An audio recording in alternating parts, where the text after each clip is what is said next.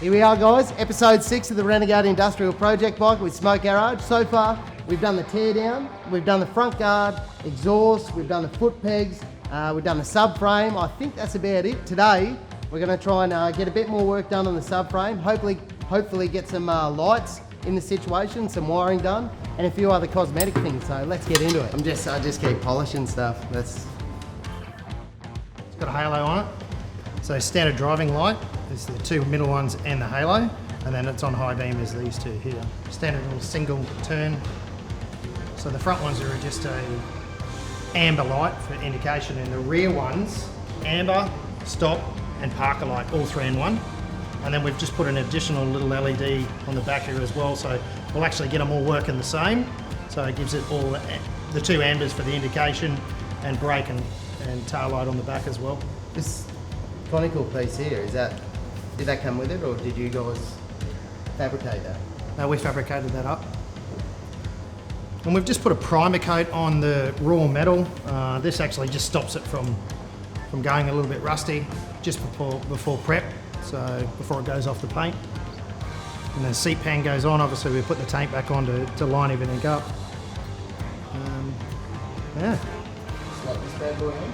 That's for this bike? Yeah. Ooh. So we've remounted the cluster just on the top of the tree there, so it sits a little bit flatter for the rider. So it meets all the standards, Australian standards on the bike. And mirrors, Bradley. I found mirrors. We need mirrors, mate. I'm gonna assume. Well done, mate. Yeah, thanks. We had a discussion with the boys before if we're going to put the indicators underneath these mounting holes, but they actually look quite nice right up against the light. It's an old system. Keep coming up here, Bradley. I can't see, I'm driving. There you go, mate. Hey, driving by field, got it. Are mirrors legal underneath? As long as you've got mirrors on the bike, Yeah. you pre-1971, I think you're allowed 1 mirror. Yeah, right. But obviously with new model motorcycles, you have to have 2, and they have to be over a standard driving license. Yes. So your card that you've got, it's got to be over a standard size. I think it's 62. If I'm being honest, I have had the cops pull out their little round book thing and say they're not big enough, mate. Yeah. So Yep. So check your regulations, guys, because it can cost you. Yeah, that's Brad's advice for the day.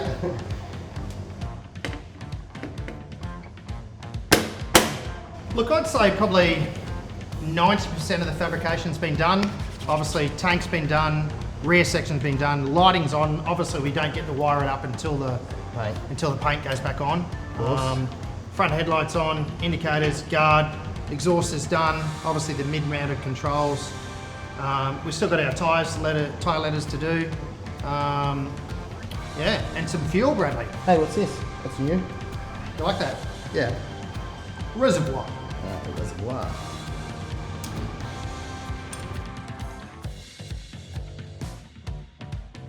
Well, do you know, since it got delivered here, no one wrote it. No one's Got delivered here from the factory. Hasn't done a K. Hasn't done 1K.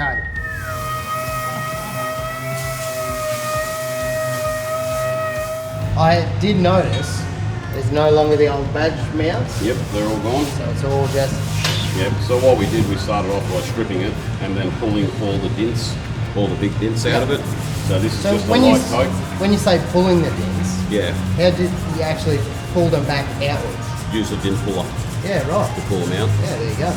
Yep, now it's just giving it a light one. There's a few deep scratches on it and just a couple of little lows. So once I Orby the rest of it, most of this bob will be gone. Yeah, yeah. So just prepping it up so then the painter can get on it and then do his high fill Quick and easy. prime and yep. It's looking good. These brackets to mount the headlight and the, what do they call this? It's a speedo, but there's a certain name for it. Yeah, so it's a lot stronger now, and there's this whole plate underneath here. So it's now fixed at the top and bottom, which makes it much stronger because I plan on hitting some really big bugs, you know? Yes, about the exhaust wrap, yeah. I believe it was a resounding no. Now, What do you reckon that is, mate? Probably people's fingers slipping, and they're probably trying to hit yes, accidentally hit no.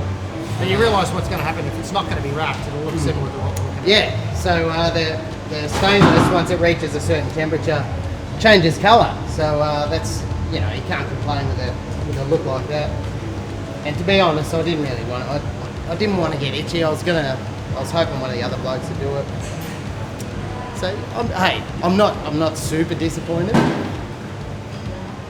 That's it. Just turn the camera off. So guys, here we are at the Renegade Industrial Project Bike at Smoke Garage once again. We've actually got a special guest here today. So come on in, Greg. Hello. My name's Greg Ford. For my sins, I'm the guy that started TradeTools a long time ago, back in the 1980s. And we decided to put this bike together, as Brad has been explaining to you. In fact, whose idea was it? Well, she's actually here. I think it was her idea. Come on, own up. This is my daughter, Rachel, and it was her idea to do this bike, wasn't it, Brad? Certainly was. There you It's go. the best idea. It's just fantastic. Great idea. Yeah, so I've been doing the marketing at TradeTools for the last few years, coming up with all these cool ideas that we do on social media and whatnot. And what happened was, over the years, we've given away a few Harleys in competitions, and it's worked quite well for us. But we decided to go one better and get a bigger Harley this time, and get it customised here by Smoke Garage. So this is what Brad's been doing. He's been following the progress of this bike over the last few weeks. Absolutely. It's been fantastic. The most excited I've ever been for something to be, you know, completed. It's only because you want to ride it. It is absolutely right. It's only because you want to ride it, and I wouldn't mind riding it too when it's finished. Correct. I was there when we bought it as a standard stock Harley. I think it was a Fat Bob, I can't remember. Yeah. It was a new model. And I have to say, I thought at the time, you know, it's a bit of a shame to customise such a beautiful motorcycle. But after seeing the amount of work that these guys have done on it, I'm starting to stand back and think, wow, this is going to be something really special. So that's one of the reasons that myself and Brad here are interested in riding it when it's finished. It was the motorcycle I wanted to own when I was 16. And that was quite a long time ago now. And I didn't get my first electric glide till I was in my 50s, so it took me quite a long time, but I'm a very patient man. And I still got that bike. I've got a few other Harleys as well. And we actually have our own burger bar called the TT Diner. And some of the collection of motorcycles that I put together over the years is actually sat in the diner. So if you ever come to the TT Diner at Archerford, you can see all our collection of motorbikes, including this one in a few weeks' time as well. What bikes have we got at the diner? Oh God, now you got me thinking. I'll start with the oldest one first. We've got a 1949 Triumph Speed Twin. Beautiful bike, same one that's used in the Wild One. Not the same bike, same model. My favourite bike, we've got a 1955 350 BSA Gold Star, Clubman's trim. I like to think it might have raced at the Isle of Man. Its older brother, 1956 500 BSA Gold Star, DBD 34 for Gold Star aficionados. Probably one of the most valuable motorcycles we've got, and the one that I still occasionally ride. 1964 Norton Atlas 750. A dream bike back in the 60s, what all the rockers used to ride around Europe and whatever. 1969 Triumph Trophy. Same as the Triumph Bonneville, but with a single carburettor. Beautiful bike. 1973 Air Mackie Harley Davidson, very unusual, never ridden it. And then we go up to more modern machinery, 2004 Sportster, 2001 Motor Guzzi 750, 2008 Buell, 2007 Electra Glide. That's a start, isn't it? Absolutely. And a 2018 Fat Bob. 2018 Fat Bob, forgot about that, yeah. I drive very gently these days. When you get older, you don't want to fall off too often, you don't bounce that well. I'm always right about Brad. Well, if there's any reason to get your bike licence, I'll be getting one. Yeah, that's it. Get your bike licence and immediately get on a customised Harley from Smoke Garage. That makes a lot of sense to me. Sounds like a very expensive afternoon. One of the reasons we started to market Renegade Industrial products was some years ago, it was quite apparent that a lot of hand tools were too expensive. We're talking 25, 30 years ago.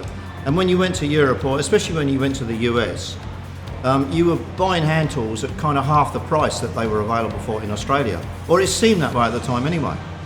So what we decided to do was to start to import our own range of hand tools.